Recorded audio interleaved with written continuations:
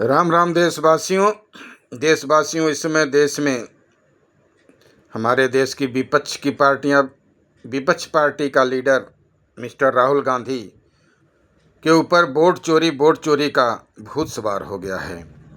लगता है भूत का मतलब पास्ट होता है, पास्ट का मतलब ही भूत होता है। लग रहा है कि इनके ऊपर भूत सवार हो गया है। कैसा भूत? तो पहली शुरुआत में ही वोट चोरी की शुरुआत तो नेहरू ने की थी। जब पहली बार आज़ाद भारत में प्रधानमंत्री चुनने का टाइम हुआ तो 15 सदस्यों की नियुक्ति हुई। 15 सदस्यों के बीच में दो उम्मीदवार को चुनना था, एक नेहरू और एक पटेल। पटेल के पक्ष में 12 मत पड़े और नेहरू के पक्ष में मात्र 3 मत पड़े। जब वो मतपत्र की प्रति गांधी के पास पहुंची तो गांधी ने नेहरू को दिखाया कि आपको 3 वोट पड़े हैं। नेहरू पागल हो गया। प्रधानमंत्री बनने के लिए वो गांधी को किसी न किसी तरह से राजी कर खुद प्रधानमंत्री बन गया और पटेल जी को फिर गृह मंत्री बनना पड़ा। उसके बाद ये तो कांग्रेस का पूरा इतिहास मत चोरी से पड़ा हुआ है।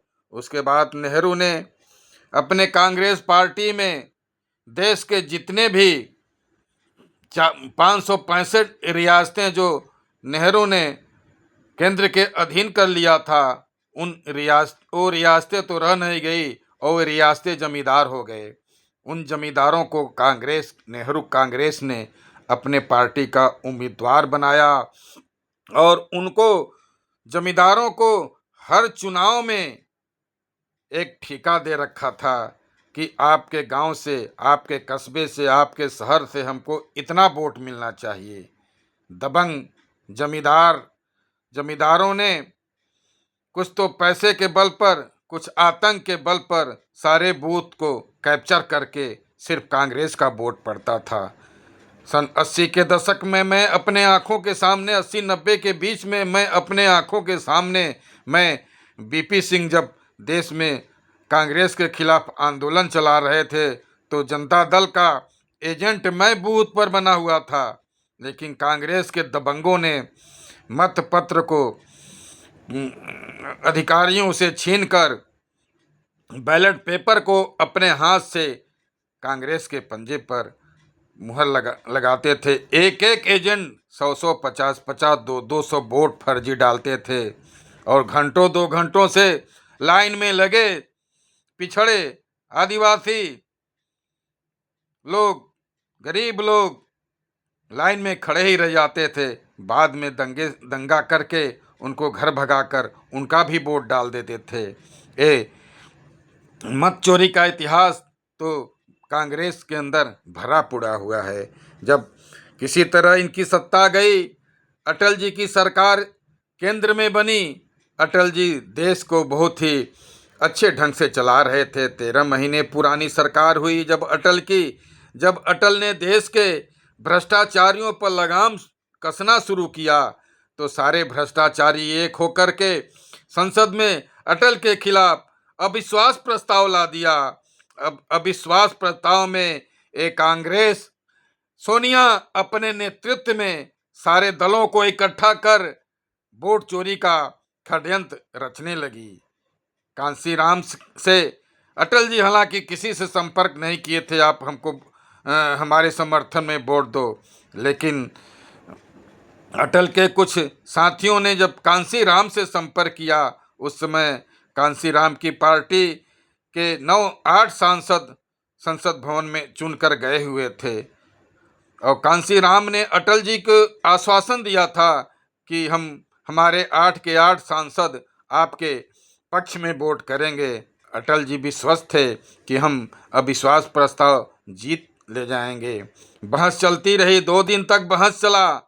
अंत में कांग्रेस को जब ये पता चला कि बहन मायावती के सांसद और मायावती तो अटल को सरकार के पक्ष में वोट देने वाले हैं, जब वोट देने की अंतिम घड़ी आई उस समय कांग्रेस ने वोट चोरी का बहुत ही घिनौना खेल खेला।